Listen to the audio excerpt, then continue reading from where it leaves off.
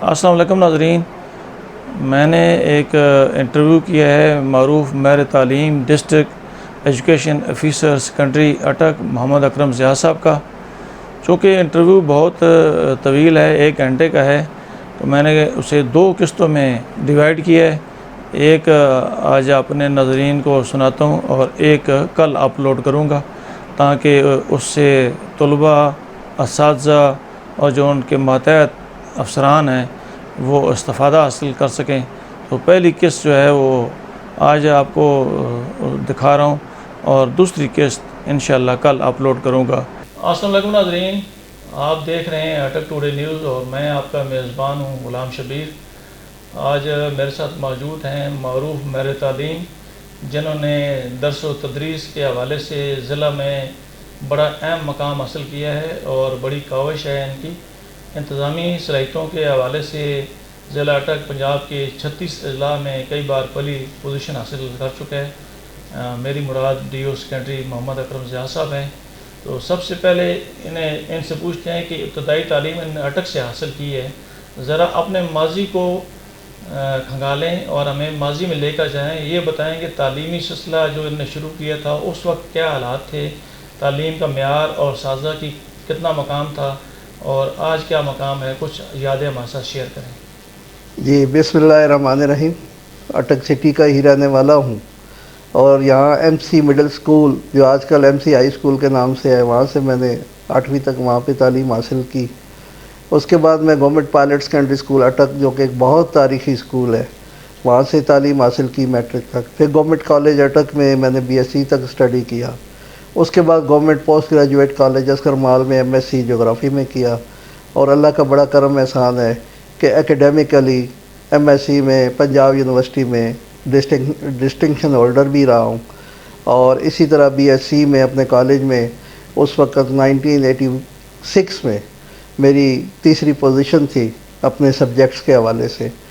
تو اللہ تعالیٰ نے بڑا احسان کیا اور یہ ماں باپ کی دعاؤں کا نتیجہ ہے کہ میں یہاں پہ آج موجود ہوں. ان کی توجہ تھی، ان کی محنت تھی. میرے والد صاحب ضلع کونسل اٹک کے کلیریکل سٹاف سے تعلق رکھتے تھے. وہ پہلے ریکارڈ کیپر تھے، پھر اکاؤنٹس کے معاملات میں تھے، اور انہوں نے اپنے تمام بچوں پر بھرپور توجہ دی. اور اللہ کا شکر ہے کہ ہم تمام بہن بھائی ان کی محنت سے، ان کی کوشش سے آج سب پڑھ لکھ کر معاشرے میں اپنے اپنے مقام پر ہیں اور اعلیٰ خدمات سر انجام دے رہے ہیں اپنی اپنی فیلڈ میں.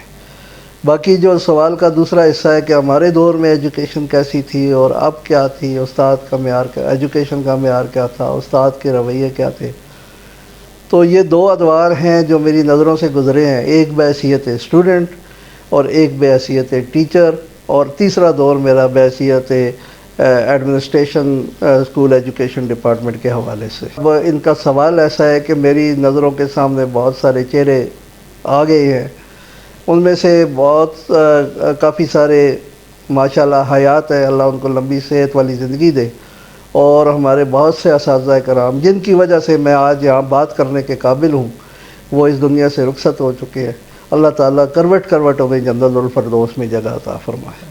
اگر میں ایم سی اسکول سے شروع کروں تو سید سجاول الحسین شاہ، غفار صاحب، فضل کریم صاحب، صدیق صاحب اور اختر شاہ صاحب جو کہ ہمارے ہیڈ ہوا کرتے تھے.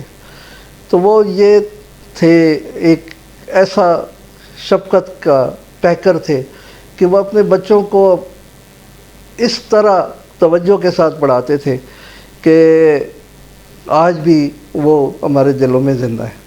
اسی طرح پائلٹ سکول کے اگر میں ٹیچرز کا نام لوں تو بے شمار ٹیچر ذہن میں آ رہے ہیں، لیکن خصوصاً میں ذکر کروں گا احمد شیر ملک صاحب کا، محمد خان صاحب کا، اور اس کے ساتھ ساتھ اشفاق امین صاحب مرحوم کا، مشتاق عاجز صاحب کا، جو کہ ایک بہت ہی اعلیٰ پائی کی شخصیت ہے علم و ادب کے حوالے سے.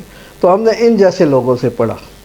اب جو میں نام اس لیے لیے ہیں کہ یہ اپنی پہچان یہ اساتذہ کرام ہوتے ہیں، اور ان کی پروڈکٹ اگر آپ اٹک کے باسی ہیں اور اٹک کے لوگوں کو جانتے ہیں تو ان کی پروڈکٹ آپ دیکھیں کہ جو طلباء ان سے پڑھے ہیں وہ آج بہت اعلیٰ عہدوں پہ موجود ہے.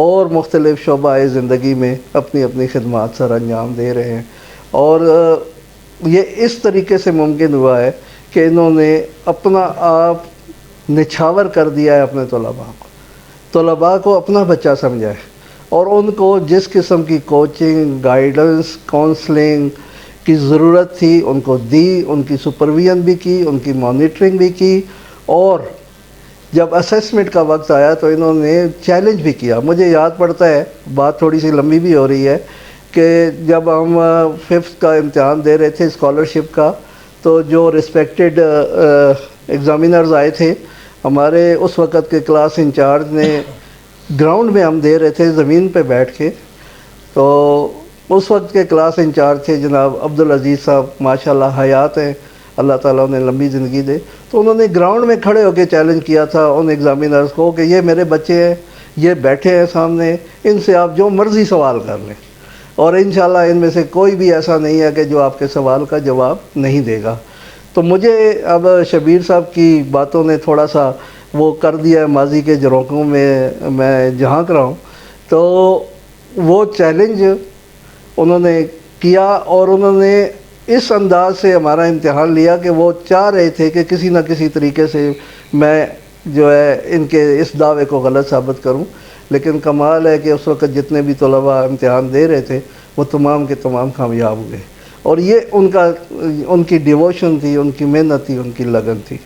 اگر میں اس کا کمپیریزن بحیثیت ٹیچر اپنے دور سے کروں تو مجھے تھوڑا سا ڈکلائن نظر آتا ہے، کہ ہم لوگ جس طرح ہمارے اساتذہ کرام شفیق تھے، ہمیں اپنے بچہ سمجھتے تھے، ہمارے ساتھ محنت کرتے تھے، ہمارے والدین کے ساتھ رابطہ رکھتے تھے، ایون کہ اسکول ٹائم کے بعد کی سرگرمیوں میں بھی ہماری نظر رکھتے تھے کہ یہ کسی ایسی صحبت میں نہ پڑ جائے میرے طلباء کہ بعد میں جو ہے وہ میرے نام کو بٹا لگے، یعنی اساتذہ کرام کے نام کو جو ہے بٹا لگے کہ یہ فلاں کے اسٹوڈنٹ ہیں، وہ اس حد تک اپنا لیتے تھے اپنے بچوں کو۔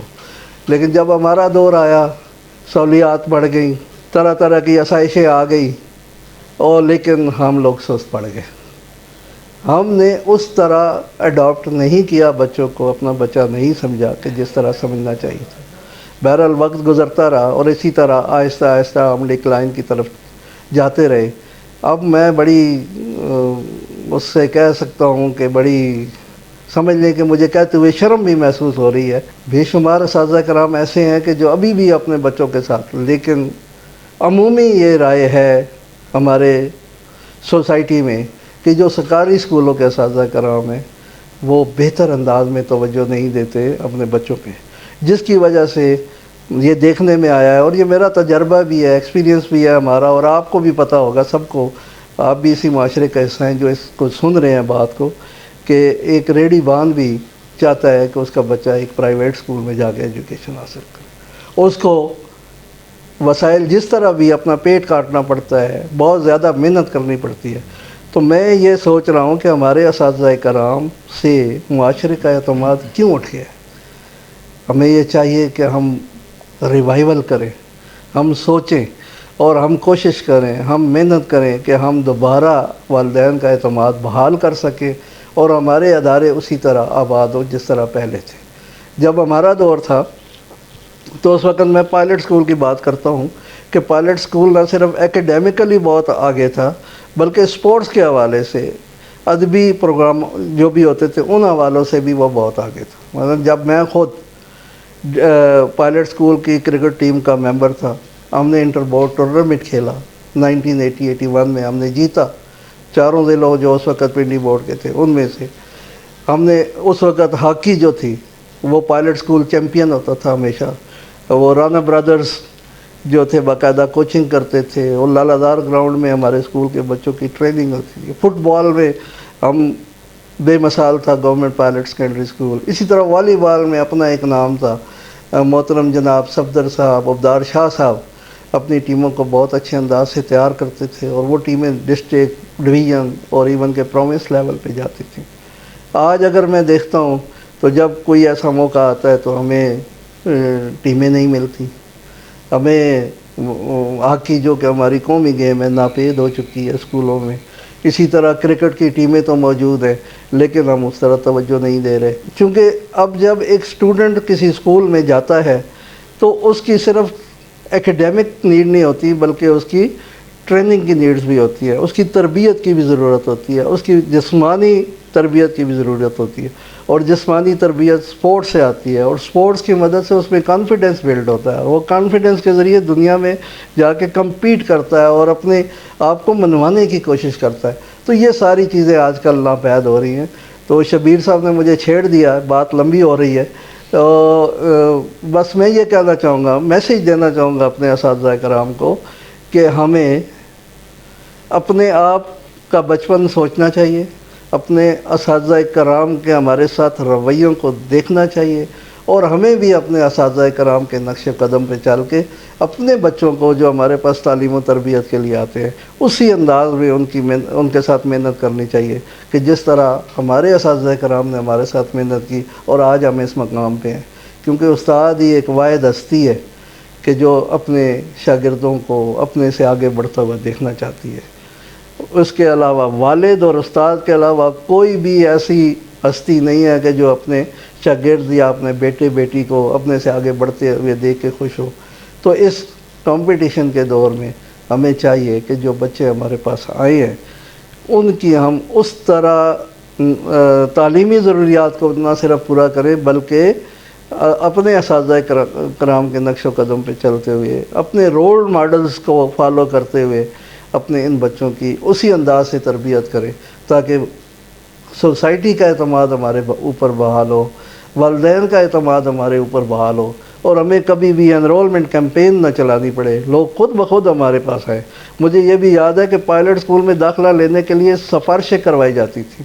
ہمارے پرنسپل ہوتے تھے شیخ حاجی حسیب الطواف صاحب، تو وہ اس طرح دمنگ انداز میں اپنی ایڈمنسٹریشن کو چلا رہے ہوتے تھے، تو طلباء تو کیا کسی ٹیچرز کو بھی ان سے بات کرتے ہوئے ڈر لگتا تھا، لیکن اسکول کی ایڈمنسٹریشن اور ڈسپلن اس انداز میں ہوتی تھی کہ والدین سفارشیں لے کے آتے تھے کہ ہمارا جو ہے گورنمنٹ سیکٹر کے اسکولوں میں داخلہ کیا جائے، پائلٹ اسکول میں داخلہ کیا جائے۔ اب ہم والدین کے پاس جاتے ہیں، والدین کے منت ترلے کرتے ہیں، ان سے ریکویسٹ کرتے ہیں، اور پھر بھی جو انرولمنٹ کیمپین کے دیے گئے ٹارگٹس ہیں ان کو پورا نہیں کر پاتے۔ تو اس سے یہ ثابت ہوتا ہے کہ ماضی میں جو اساتذہ کرام تھے وہ ایسا میگنیٹ تھے کہ پوری سوسائٹی کو اپنی طرف کھینچتے تھے، اور آج جو ہمیں شاید وہ میگنیٹ نہیں بن پائے کہ ہمارے اوپر سوسائٹی کا اعتماد اٹھ رہا ہے۔ میں بھی آپ لوگوں کا میرے ساتھ اختلاف ہو ان باتوں پہ، لیکن میں وہ باتیں کر رہا ہوں کہ میری 32 سال سروس ہو گئی ہے، 32 سال کے تجربے کی روشنی میں یہ بات کر رہا ہوں، اور اگر آپ بھی غور فرمائیں گے، جو سامعین سن رہے ہیں اس بات کو، وہ بھی یقیناً اس سے اتفاق کریں گے۔ آپ نے اساتذہ کے نقش قدم پر چلنے کی بات کی ہے، کیا آپ بھی اپنے اساتذہ کے جو آئیڈیل اساتذہ تھے ان سے متاثر ہو کر محکمہ ایجوکیشن جوائن کیا ہے؟ جی، یہ بات بھی آپ کی بہت اچھی ہے کہ محکمہ ایجوکیشن میں جوائن کرنے سے پہلے پاپولیشن سینسز آرگنائزیشن میں جب میں نے ایم ایس سی کر لی تھی تو مجھے ایک جاب کی آفر ہوئی تھی، اور لاہور میں پوسٹنگ ہوئی تھی میری۔ اب لاہور ایک ایسا شہر ہے کہ جہاں پہ آپ کو بے شمار مواقع ملتے ہیں، لیکن جب ایڈورٹیزمنٹ آئی پنجاب پبلک سروس کمیشن میں ایز اے سبجیکٹ اسپیشلسٹ، تو میں نے اپلائی کیا۔ اپلائی کرنے کے بعد پورا جو پروسیس ہوتا ہے، اور جب وہ میری سلیکشن ہوئی تو اس وقت تو یہ واٹس ایپ اور موبائل اور یہ چیزیں نہیں ہوتی تھی، میں 1989-90 کی بات کر رہا ہوں۔ تو میرے والد صاحب کا ایک خط آیا لاہور میں مجھے کہ بیٹا آپ کا سلیکشن ہو گئی ہے 17 اسکیل میں، آپ بطور سبجیکٹ اسپیشلسٹ، اور مجھے یاد ہے کہ میری پوسٹنگ چکوال کے ایک دور دراز دیہات، بھگوال اس کو کہتے ہیں، وہاں پہ نہ بجلی تھی نہ پانی تھی۔ جب میں وہاں گیا ہوں تو مجھے پتہ چلا، پہلے نہیں پتہ تھا۔ تو میرے والد صاحب نے مجھے لیٹر لکھا کہ آپ کی جو یہ سلیکشن ہو گئی ہے اور آپ 17 اسکیل میں ڈائریکٹ سلیکٹ ہو گئے ہیں، اور آپ ایک ایجوکیشن کے ڈپارٹمنٹ میں آپ کی سلیکشن ہوئی ہے، آپ اپنے اس پاپولیشن سینسس ڈپارٹمنٹ کو چھوڑیں اور ایجوکیشن ڈپارٹمنٹ کو جوائن کریں۔ یہ ایک نوبل پروفیشن ہے، اور اس میں آ کے آپ کو اچھا بھی لگے گا، آپ لوگوں کی خدمت بھی کر سکیں گے اور آپ اپنے آپ کو منوا بھی سکیں گے، اور آگے بڑھنے کے مواقع بھی آپ کو زیادہ ملیں گے اکیڈیمکلی اگر آپ اپنے آپ میں.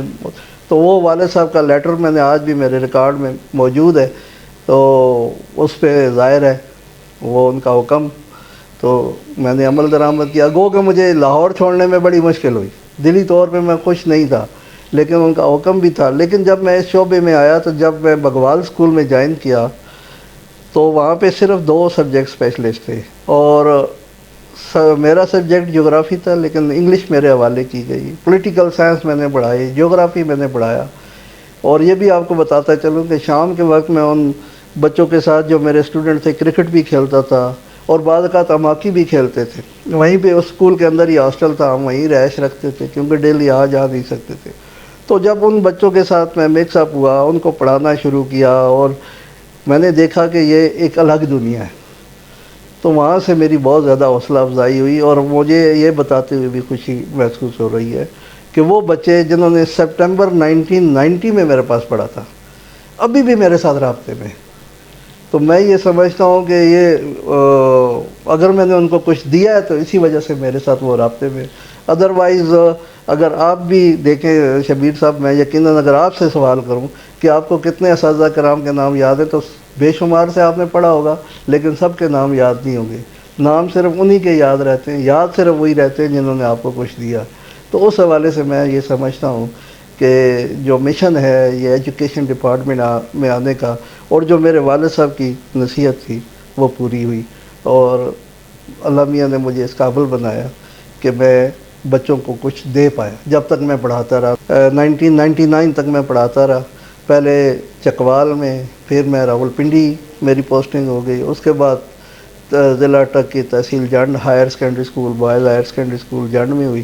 پھر وہاں سے میری پوسٹنگ بطور پرنسپل ہو گئی گورنمنٹ بوائز ہائی اسکول سرخ سالار میں، اور اس طرح یہ سلسلہ پڑھنے پڑھانے کا جاری رہا تقریباً 18-19 سال. اس کے بعد میں ایڈمنسٹریشن میں آ گیا. کیا آپ اس سے اتفاق کریں گے کہ محکمہ ایجوکیشن میں سیاسی مداخلت بہت زیادہ ہو گئی ہے، اور آپ خود بھی اس سے متاثر ہوئے ہیں یا نہیں؟ یہ ایسا سوال ہے کہ جس کا جواب بڑا مشکل ہے، لیکن میرے لیے نہیں ہے. اس کی وجہ یہ ہے کہ جو ہمارا پریویلنگ سسٹم ہے اس میں یہ ہے کہ جو ہمارے پولیٹیکل ریپریزنٹیٹیو ہے ریسپیکٹڈ، وہ ریپریزنٹ کرتے ہیں پاپولیشن کو، وہ نمائندے ہوتے ہیں ان کے. اب جو پاپولیشن ہے یا جو ان کے کانسٹیچوئنسی کے لوگ ہیں اپنے مسائل کے لیے انہی کے پاس جاتے ہیں، اور ان کے ذریعے وہ مسائل ہم تک پہنچتے ہیں.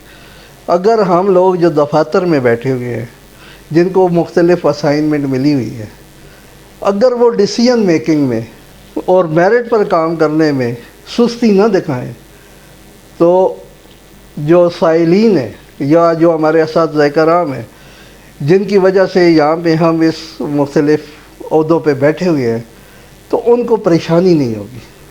جب ان سائلین کو پریشانی ہو تو ظاہر ہے وہ اپنے الیکٹڈ ریپریزنٹیٹیو کے پاس جائیں گے، اور الیکٹڈ ریپریزنٹیٹیو جو ہے وہ ظاہر ہے متعلقہ آفیسر کو کہیں گے، اور اگر متعلقہ آفیسر پہلے ہی سارے کام میرٹ پہ اور بر وقت ڈیسیژن لے کے کر دے تو پھر یہ پرابلم نہیں آتی. کیونکہ میں اب باقیوں کا مجھے نہیں پتہ، میرا اپنا تجربہ یہ ہے کہ میں نے ضلع جہلم میں بھی کام کیا بطور ڈی ای او، ضلع اٹک میں دوسری دفعہ میں بطور ڈی ای او کام کر رہا ہوں، ضلع راولپنڈی میں 5 سال بطور ڈی ای او بطور ڈائریکٹر ایلیمنٹری ایجوکیشن کام کیا.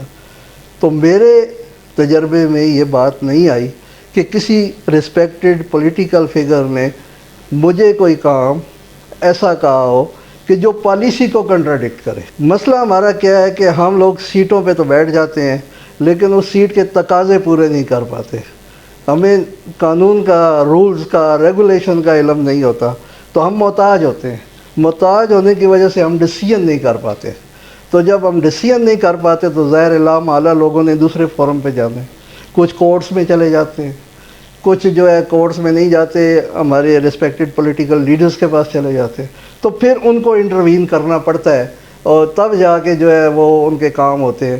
تو اس وقت اگر ہم یہ سمجھیں کہ سیاسی مداخلت ہے تو اس کے ساتھ میں اتفاق نہیں کروں گا. کہ سیاسی مداخلت تبھی ہوتی ہے کہ جب ہم ٹھیک کام نہیں کر پاتے. میری یہ رائے ہے، آپ اتفاق کریں یا نہ کریں. آپ مختلف عہدوں پر تعینات رہے ہیں. اس عرصہ میں آپ نے اٹک کے اداروں، طلباء اور اساتذہ کے لیے کون سی ایسا کام کیا ہے جو باقیوں سے مختلف ہو؟ یہ بھی آپ کا بڑا اچھا سوال ہے کہ طلباء کے لیے، اساتذہ کے لیے. پہلے میں اساتذہ سے شروع کروں گا کہ کوئی بھی گورنمنٹ سرونٹ ہو، وہ کسی بھی اسکیل پہ کام کر رہا ہو، ہر گورنمنٹ سرونٹ کی یہ خواہش ہوتی ہے کہ اس کی پروموشن ہو. ہر گورنمنٹ سرونٹ کی یہ خواہش ہوتی ہے کہ اس کی جاب سے ریلیٹڈ جو مسائل ہیں ان کا فوری حل ہو. تو الحمدللہ آپ اس وقت بھی دیکھ رہے ہیں ٹیبل صاف ہے. جو ڈیلی بیس پہ ہمارے پاس ایشوز آتے ہیں ان کو ڈیلی بیس پہ ہم حل کرنے کی کوشش کرتے ہیں. اور سب سے زیادہ جو میرا فوکس ہوتا ہے وہ ٹیچرز کی پروموشن پہ ہوتا ہے. ٹیچرز کی پروموشن اس لیے ضروری ہوتی ہے کہ عرصہ دراز تک ہم دیکھتے آئے ہیں کہ کئی سال گزر جاتے ہیں، ڈی پی سیز نہیں ہوتی. لیکن یہ میں آپ کو بتانا چاہتا ہوں کہ ڈسٹرکٹ اٹک میں دوسری دفعہ 2020 میں آیا ہوں بطور ڈی او سیکنڈری، اور اب تک ہم 3 یا 4 ڈی پی سیز کر چکے ہیں اور ٹیچرز کو سینکڑوں کے حساب سے پروموٹ کر چکے ہیں. اسی طرح ضلع راولپنڈی میں، اور تھینکس ٹو دا ایڈمنسٹریشن، جو ڈسٹرکٹ ایڈمنسٹریشن ہے اور اسکول ایڈمنسٹریشن میں، مجھے یاد ہے ہمارے ای ڈی او صاحب ہوتے تھے قاضی ظہرالحق صاحب.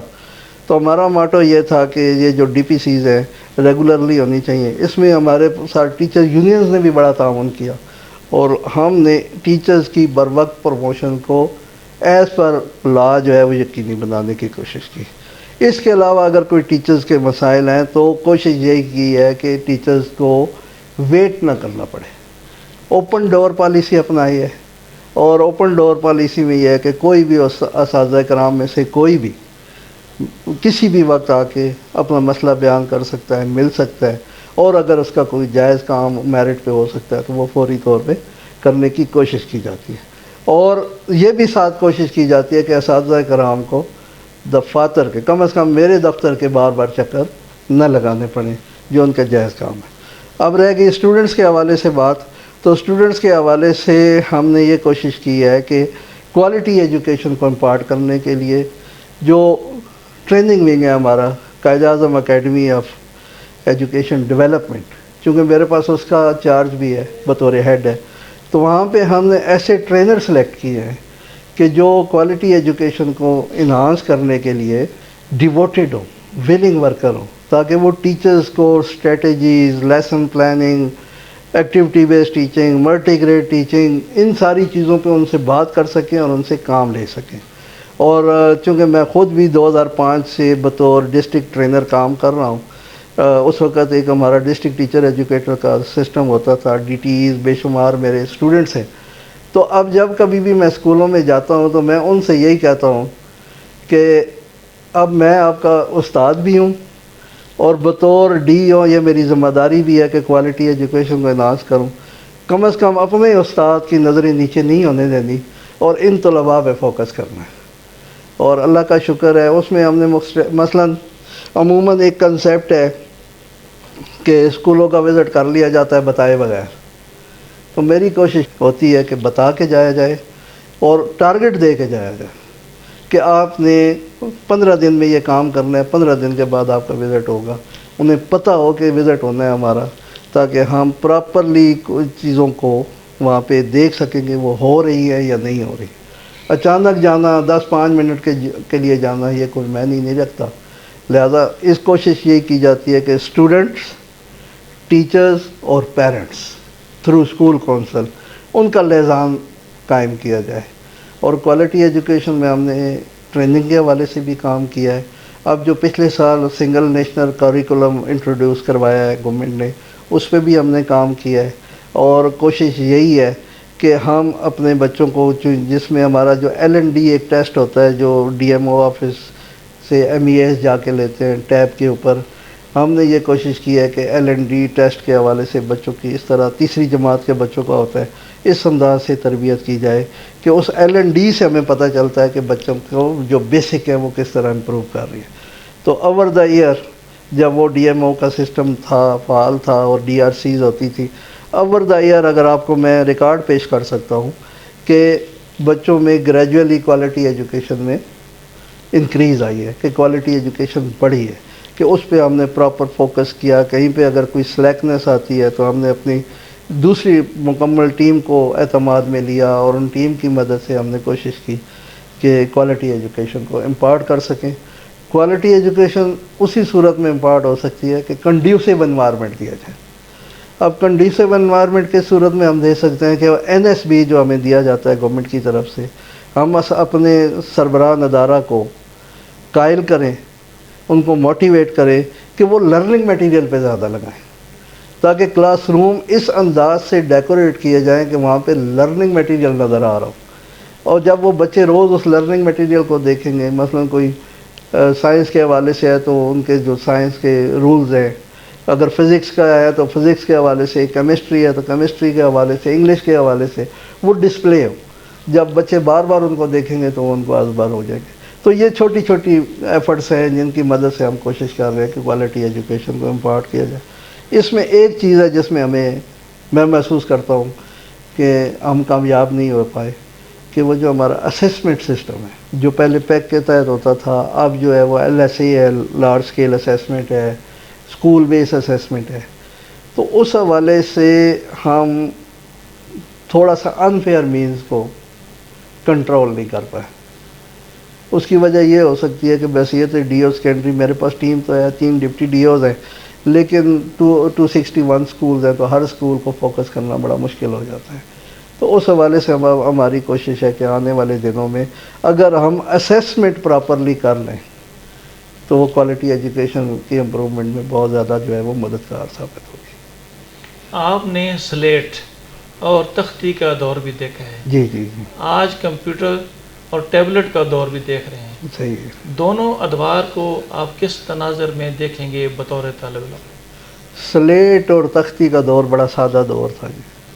آپ سلیٹ اور تختی کی بات کہہ رہے ہیں. میرے ایک استاد محترم تھے محمد مسکین صاحب، اللہ ان کو غریق رحمت کرے.